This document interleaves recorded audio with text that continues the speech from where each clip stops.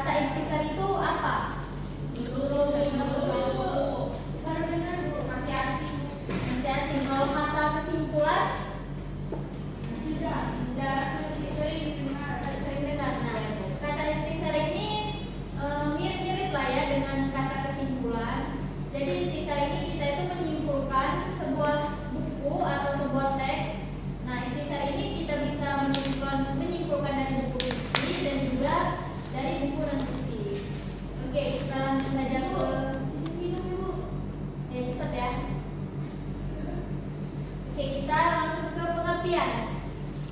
Nah, di sini ada pengertian dari intisar. Intisar adalah ringkasan atau rangkuman dari suatu tulisan atau bacaan yang memuat inti atau pokok-pokok pembahasan dengan mempertahankan urutan isi dan sudut pandang penulis. Nah, singkatnya di sini, intisar itu adalah ringkasan dari sebuah teks yang lebih panjang. Sehingga kita ringkas, dan ringkasan ini akan memudahkan kita untuk memahami teks yang panjang tadi. Itu manfaat dari intisar.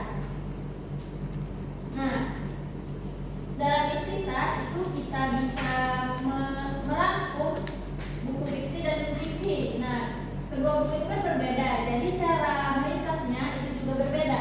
Yang pertama itu buku fiksi.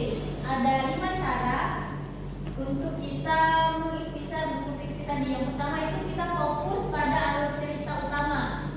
Kita fokus dulu pada judul dari cerita fiksi tadi. Yang kedua, mencakup konflik utama dan penyelesaiannya. Dan yang ketiga itu menampilkan karakter-karakter penting. Nah, misalkan pada sebuah dongeng itu kan fiksi ya, cerita fiksi. Nah, itu kita bisa memfokuskan pada karakter-karakter penting. Sedangkan kancil kita fokus pada kancil, buaya, dan karakter-karakter yang ada pada dongeng tersebut. Yang keempat itu menyimpan twist atau kejutan cerita. Ini klimaksnya mungkin ya, klimaks dari cerita tersebut. Dan yang terakhir itu menggunakan bahasa yang naratif. Oke, jadi itu tadi cara meringkas buku fiksi. Selanjutnya yang buku non fiksi. Tahu nggak buku non fiksi itu apa misalnya? Contoh. Non fiksi.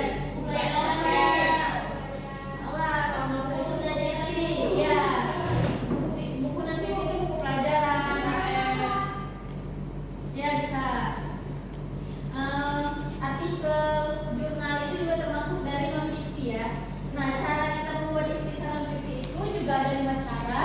Yang pertama, fokus pada gagasan utama setiap bab. Yang kedua, mencakup fakta dan data penting. Yang ketiga, mempertahankan argumen. Yang keempat, yang ketiga tadi mempertahankan argumen utama penulis. Yang keempat itu mempertahankan argumen utama penulis. Yang kelima, menggunakan bahasa yang informal dan objektif. Sudah bisa dipahami ya? Selanjutnya Ibu. Oke. Nah, selanjutnya ini langkah-langkah menulis intisar. Ini bisa kita lihat ada terdapat langkah-langkah penulisan, dan ini sebetulnya bukan penulisan ya, beda, ini ada kesalahan.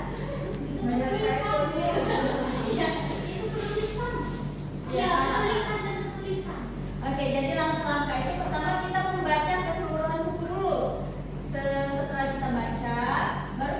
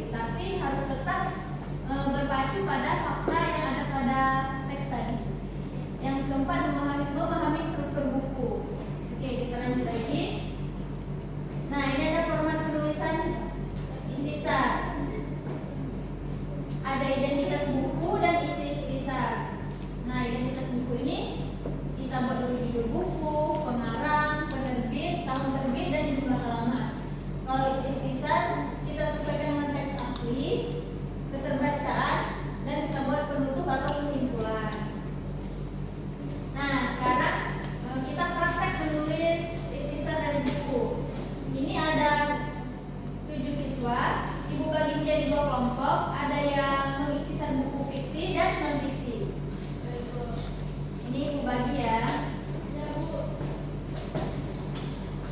Kelompok 1 ini buku fiksi. Ini kelompok 2 non fiksi. Nanti kelompok-kelompoknya ibu bagi ke depan untuk membacakan hasil dari ikhtisar kalian ya. Iya Bu. Siap Bu. Pintar mungkin. Oke, bagaimana sudah yang dua kelompok tadi? Sudah Ibu. Oke, boleh untuk perwakilan kelompok 1 yang dapat bagian statement fiksi tadi sama Anda. Oke, silakan. Baiklah teman-teman, di sini saya akan membacakan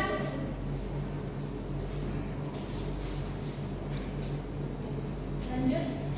ikhtisar. Hasil ikhtisar. Iya. Penelitian Institut Kesehatan Mental Remaja pada tahun 2023 menunjukkan peningkatan signifikan penggunaan media sosial di kalangan remaja mencapai 6-8 jam per hari. Naik 40% dalam 5 tahun, media sosial membawa dampak positif berupa peningkatan kemampuan komunikasi dan akses informasi, namun juga memiliki dampak negatif seperti kecanduan. 45% remaja kesulitan berkonsentrasi dan masalah kesehatan mental. 60% mengalami kecemasan sosial dan depresi. Solusi yang direkomendasikan meliputi pembatasan waktu penggunaan dan dorongan aktivitas offline, pendampingan orang tua, dan edukasi literasi digital sekolah. Oke, sudah. Jadi itu tadi hasil ikhtisar dari teks non fiksi ya tentang kecanduan media sosial. Nah, yang kelompok kedua yang tentang fiksi, boleh kepada Sutra Ayu untuk membacakan ikhtisar dari cerita fiksi tadi, teks fiksi. Tidak jelas. Maju ke depan ya Bu? Iya, langsung ikhtisarnya saja ya, teksnya nggak usah. Ikhtisar dari teks deskripsi ialah seorang gadis bernama Sari menemukan surat cinta bersejarah di loteng rumah neneknya. Surat tersebut ditulis pada hari proklamasi kemerdekaan oleh seorang pejuang bernama Kusuma untuk neneknya, yaitu Ratna. Melalui surat ini, Sari akhirnya mengetahui kisah cinta neneknya dengan seorang pejuang kemerdekaan yang gugur di medan perang waktu itu, yang menjelaskan mengapa neneknya memilih untuk tidak menikah seumur hidupnya. Silakan duduk, terima kasih. Oke, jadi Ibu perhatikan ya dari hasil ikhtisar yang sudah kalian bacakan tadi itu sudah cukup baik. Namun ada beberapa hal penting yang harus lebih diperhatikan lagi, seperti fakta-fakta yang non fiksi tadi. Fakta-faktanya itu masih ada yang ketinggalan, belum dimasukkan. Nah, itu bisa jadi perbaikan ya nanti untuk minggu depan.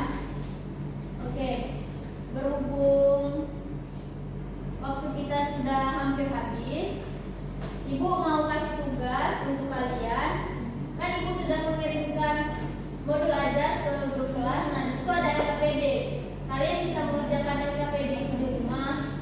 Dan dimulai dari hari ini ya, pulang sekolah nanti bisa langsung dibaca. Dan mengumpulnya itu minggu depan. Oke. Jadi itu saja materi yang Ibu sampaikan pada pembelajaran kali ini. Untuk manfaat dari